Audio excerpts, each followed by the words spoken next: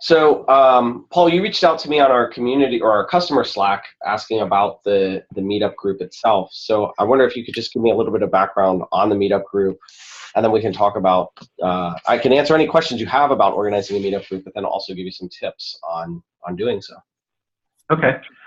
Basically, this group has been founded, I think it was last year after the Chef Con. There was one of the chef engineers and one of the folks that I work with basically decided to start the meetup group, and was enthusiastically received.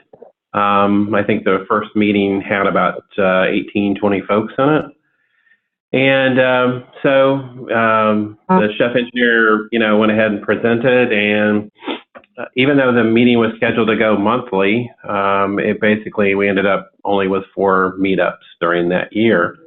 The organizer stepped down at the just about a month ago at the yearly renewal, and I stepped in, and our company picked up the renewal fee for the meetup in order to try to get this to go forward. So at that point, Lana and my manager and I met, and we were talking ways to grow the group and grow the participation. We've found it, even though with the meetup tools that you can use to ask questions and stuff, I have, even after we had successful meetings last year and the beginning of this year, would put out questions but not receive responses. It's basically making calls for folks to do local like local chef folks to here in Cincinnati and Dayton to try to get people to present what they're doing with chef, and it's been a slow go. So basically, we were trying to just figure out ways to make this more stable and in order to grow the group. And so what we thought we would do is just be consistent and go to 4 meetings in the year. Of course, I guess we'd be open for that growing immediately if it would.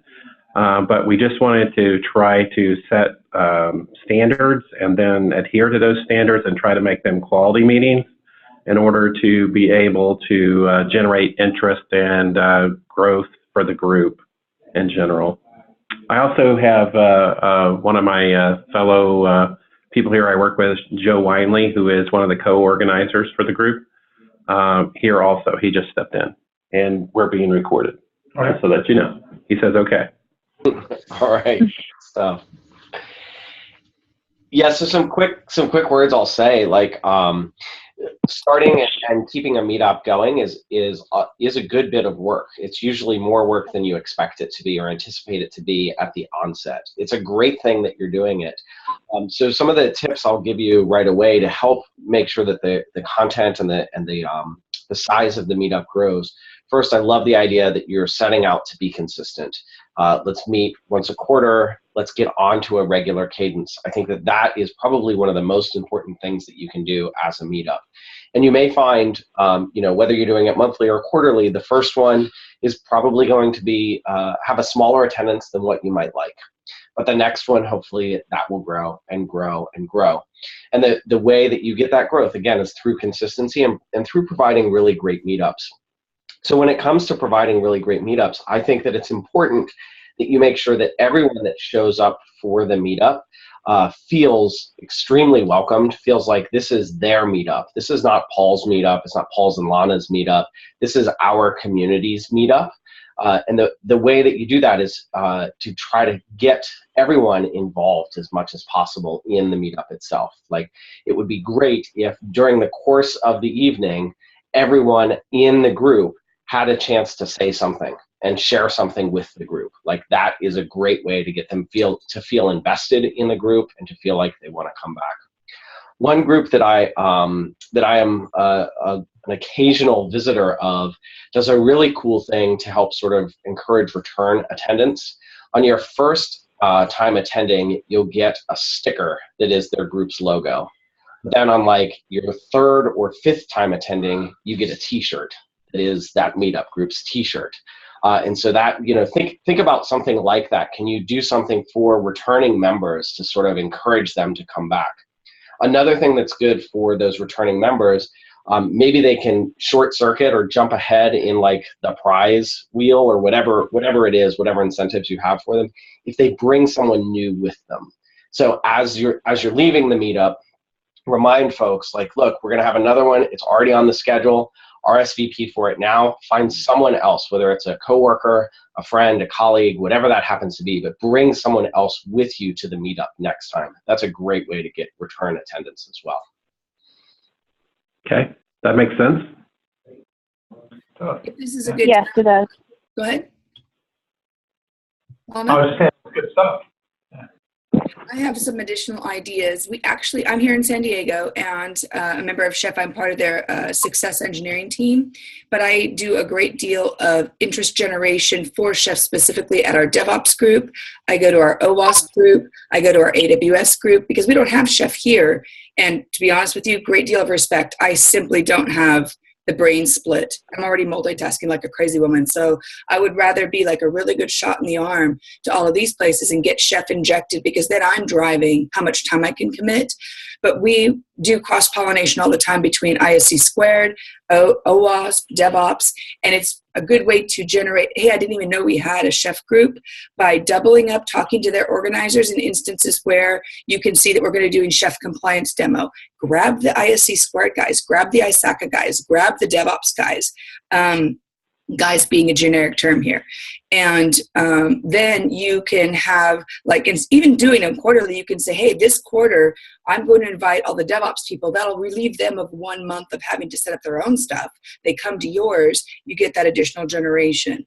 And I find that by topic, that seems to be very appropriate. If you're talking about DevOps, leans that way. If you're talking about auditing, leans that way. That's just something to consider based on the other groups that you have, because I'm positive everybody's having the same challenges, given that this is a volunteer effort and these are generally held after work when people are kind of pooped.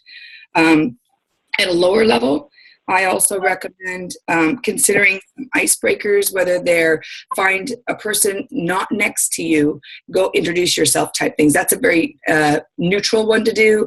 Around chef, we play rock, paper, scissors and get kind of silly. We stand up, we stretch. Sort your chairs in a manner that does not indicate that you will be asynchronously delivered to. Sort your chairs in a manner that puts them in small pods, like four in a pod facing each other, or in a big circle, in a way, kind of like AA for chef, right? Yeah. So that everybody feels that they're comfortable talking to each other and they're not going to be delivered a message where they have to raise their hand and ask. Make it seem as though you're all going to be participating, and then you actively introduce the different questions where Nathan was talking about meeting each other, et cetera. And then, of course, snacks. But snacks are up to you and what your budget is. But with those types of ideas, I think you're going to generate some additional stuff on top of what Nathan said. What kind of questions do you guys have, or what have you been thinking about? Lana, do you want to ask anything? Yes. So basically for our group, like Paul mentioned, we were founded in May of 2015, and right now we have 94 chef users. So it's not a super small group, but like he mentioned, we've had difficulty actually getting majority of those 94 users to come and visit during our meetups. Do you have any tips as far as like communication? Like, what is the standard? How often should we be communicating? What is the norm on the meetup? You guys have in terms of email? Do you guys have a LinkedIn chef page, like for your meetup? You could set up a LinkedIn chef users page. You said you do have one? Yes. Okay, cool. What page? LinkedIn. LinkedIn is the way. Yes, we do. Okay, cool. That's one good way to generate, and populating that with interesting articles, retweeting chef things anyway, kind of minimizes your active responsibility of generating interesting content, because chef's already doing it, but you can relink it. In fact, with ChefConf right behind us, you've probably got 6 months worth of fodder where you can say, hey, did you see this person talking about this? We've got our one-on-one interviews, we've got our big ones, we've got the funny ones. There's all sorts of stuff there that you could put out once a week or so in sort of a regular manner through your LinkedIn, and that will also generate some additional interest there. Okay. And I know you mentioned DevOps and a couple of other groups. Is there any way you can email me like the list of potential groups that would be good, like target audience for us in terms of like cross-pollination with other organizers? I'm totally down with doing that. The way I would do it, frankly, is I'll send you a list of my buzzwords that when I'm trying to cull that I want to go to, I put the range, 250 miles, because I can grab some stuff out of lower LA when I do that. And then the buzzwords that I use. And that helps me understand what's available and what's out there. I look for the ones that have really big attendees. And then I go, oh, I think I'll go as an attendee, see if the group is a group I want to invite to eat my cookies. And if they are, awesome. Then you tell them, hey, I'm also with this. Have you guys even, worked with this before? Yeah, I think that's great advice. And what I would recommend that you do is reach out. So certainly go and attend other meetups. That's an important thing. It's probably, as a meetup organizer, it's one of the most important things you can do is go to other meetups, because what you'll get by going to other meetups, you'll learn how they run their meetings. You'll learn tips and tricks on things that you might want to incorporate. And additionally, you may find some things that you want to make sure that you never do, or things that you avoid at your meetup. And I do think searching meetup.com for specific keywords, like the keywords that you'll want to look for, of course, include things like DevOps, like Linux, like Windows, like automation, sysadmin, stuff like that. That some of the terms that you're going to run into, security, that you're going to run into when you talk about Chef.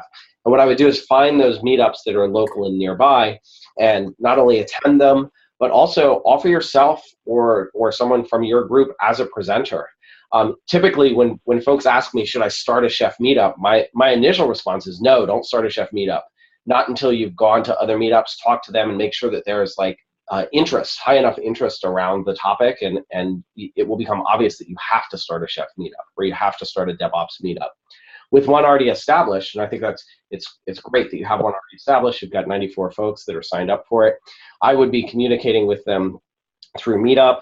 It's probably a good idea to set up a Twitter account as well as your LinkedIn that you have set up. And I would tweet from that account about upcoming events that you have, upcoming meetups that you're attending. Like, hey, I'm going to the Cincinnati Ruby user meetup tonight. Anyone from the Cincinnati Chef user group will be there. Like, who will I see there from our group at that meetup?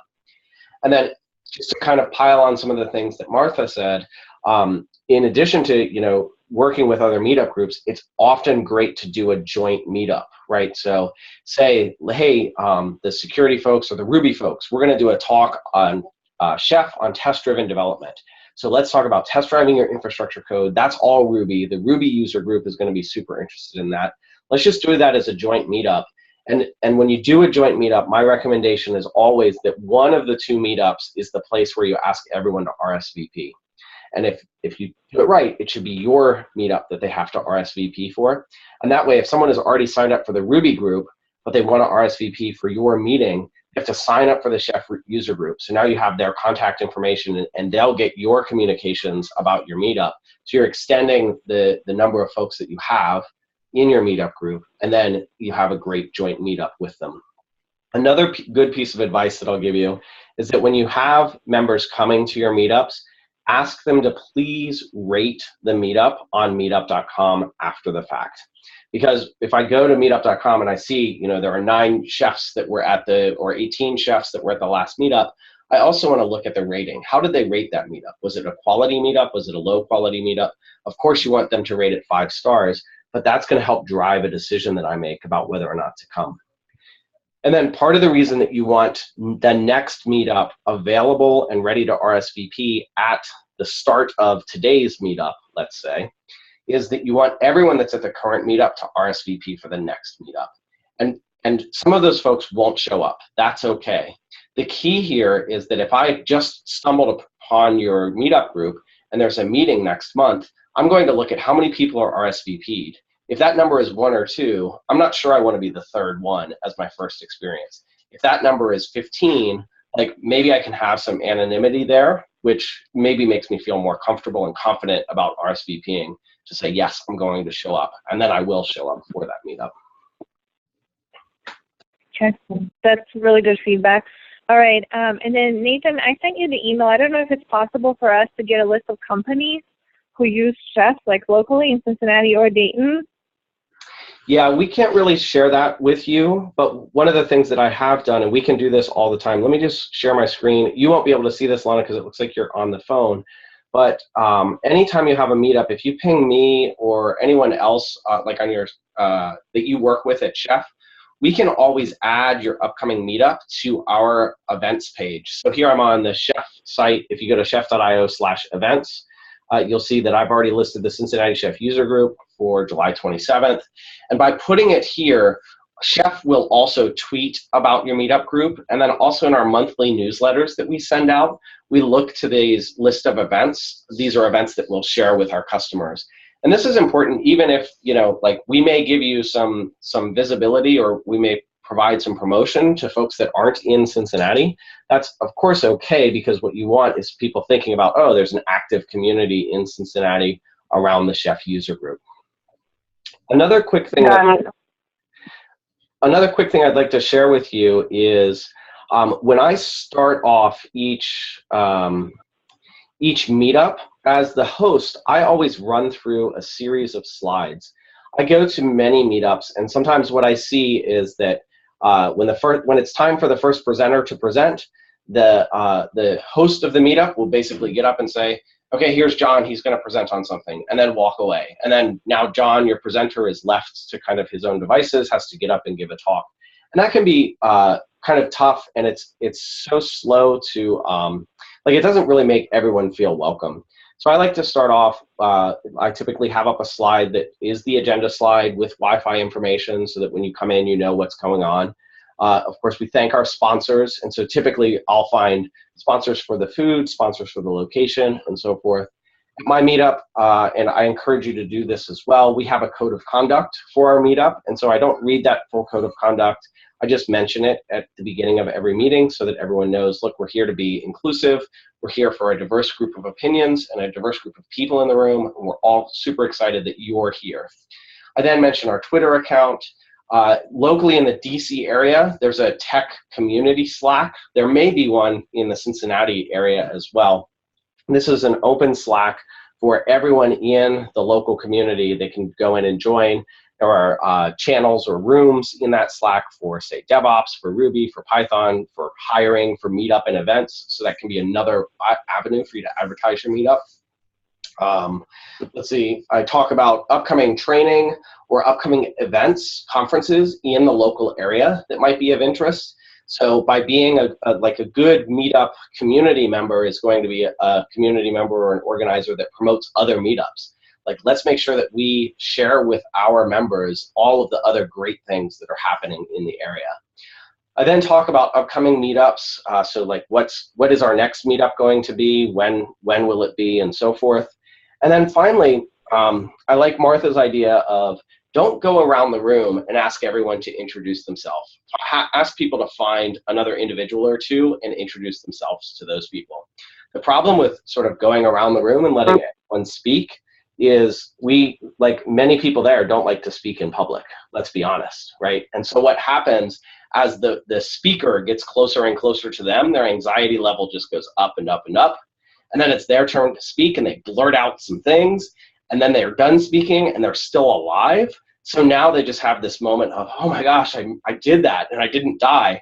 And the net result is they don't hear anyone before them because they're just too nervous. They don't hear anyone after them because they can't believe they spoke in public and didn't die from the experience. And they don't really hear even what they said because they don't need to listen to it, and they just made it up on the spot and they already knew who they were. So I think that's a waste of time.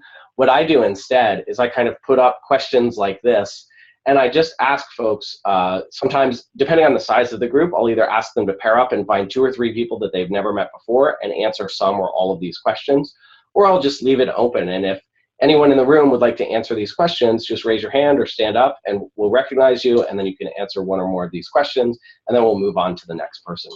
But doing this, I think, kind of helps warm up the audience for that first presenter, kind of sets the stage that, hey, we're all in this together. We're really excited that you're here. And so I think that that's an important way to kick off every one of your meetups.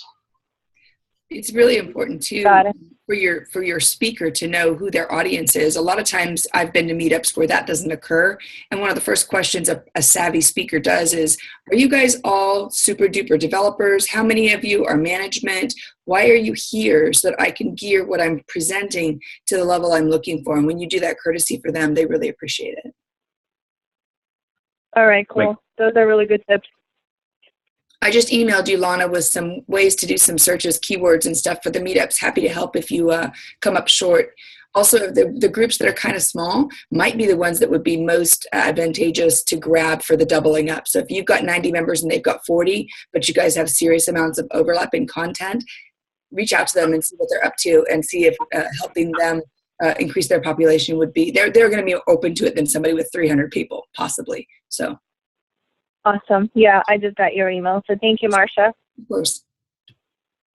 Nathan, could you share that? Would you care to share that agenda just to have not necessarily copying anything out, but just so I have the notes, like what's good? Sure, I'll send that over to you, and I'll send a couple of links for other agendas that I've used, and you're welcome to steal as much of it as you like. None of it is copywritten or anything like that. You should take it all. Take it all. Okay. Will you copy me on that too? And Paul, what I can do is I can work on that. I'll work with you, and I can create an agenda and put it like in a PowerPoint for us. That sounds great. I'll copy you both on that for sure. What other questions can we answer for you? Did you have any, Joe? Yeah, I mean, some of the stuff you mentioned, we sort of did when we started this. Like we went and kind of forced the hand of the DevOps meetup in Cincinnati to get together so we could gauge interest for chefs. So that was kind of exciting to hear. It kind of helped us build our group a little bit.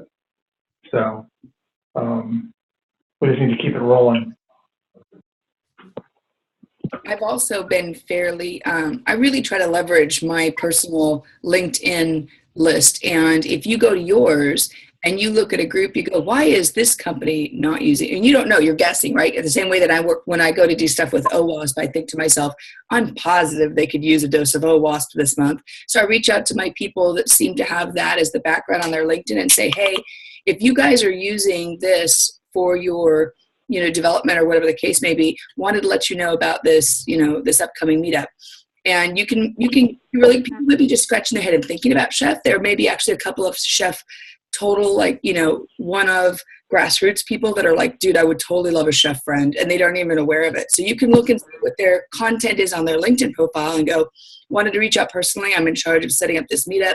Didn't know if you knew about it. Feel free to join the LinkedIn group or LinkedIn group. Also feel free, in 2 weeks we're having this meetup. Okay, awesome. I do have one question. It's more data-driven. Do you have any data as far as not revealing like company information, but just how much chef is used in Cincinnati and Dayton area, in terms of like percentages or workflows? Or I'm just curious how popular it is here. Yeah, that's not something I have ready access to, but it's probably something that we can look at and maybe get you some details on. Okay, cool. That's just my data brain likes to look at that stuff as I'm working on all the marketing things for it. Yeah, no problem, no problem. Hey, one other thing I want to talk about that I think is important is about the speakers that you get, and actually about the format. So let me talk about format of the meetup first, and then I'll talk about speakers. So a typical meetup will have anywhere from like 1 to 2 or 3 presenters that stand up and give presentations, and then Q&A to follow, and some networking time built in for all of the participants. These are pretty standard. They're typical. They can be very successful as well. But sometimes you just don't have a speaker, or you're having trouble lining one up, or one falls through. What you should never do in that instance is cancel your meetup. Continue forward with your meetup. And a couple of things that you can do when that happens. First, you can invite folks, and I do this all the time. I invite folks to give just a lightning talk. Don't give me a full talk. Give me 5 minutes. You don't even have to have slides prepared. You don't have to have anything prepared. Just get up and tell me 5 minutes. What have you been working on? Just share that with the group. Another thing that you can do is open spaces. So when folks show up for the meeting, you can say, hey, write on a little Post-it note a topic that you're interested in talking about.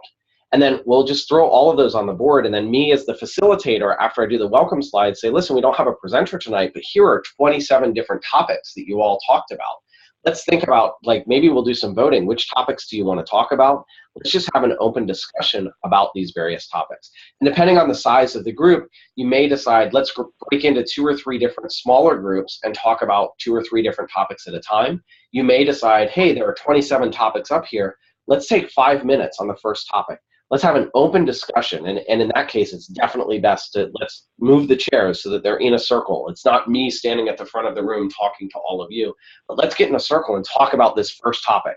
And after 5 minutes or so, we can do like a fist of 5 voting. Like, do you want to keep talking about this? Do you not care? Or are you done talking about this topic? And then as the people vote, you can decide, all right, well, we talked about it for 5 minutes. Let's give it 5 more minutes or 3 more minutes or what have you. So then move through all of those topics. And what's going to happen there is that you will have covered the topics that are most important to the people that came to your meetup and that were most top of mind the minute they walked in the door. When that happens, of course they're going to want to come back next time because they just had a great experience. So that's an important, those are like important little tips and format changes to keep in the back of your pocket and use on an occasional basis. Now, when it comes to speakers, Chef is, you know, we employ a bunch of people that are happy to speak at meetups. We're often traveling. Sometimes we end up in Cincinnati. So we can reach out to you when we have folks in Cincinnati. So sometimes you could have, even if it's off schedule, like if you have a chef employee that's available, it might be worth trying to pull folks together. You may decide to reach out to other people in sort of the chef community and ask them to come in and speak. The only thing I'll say about that is it's great to have sort of a draw speaker that might be someone that has name recognition that will bring your community in to go and listen to that person. But the real intent of your meetup should be what I call building local celebrities. You don't want to have to rely on draw speakers coming in. You want to have Paul as the local celebrity who knows everything about Chef. When I want to learn about Chef, I go to Paul. Paul's always at the Chef Meetup. I hear from him every time I go, or something like that. So find the local celebrities.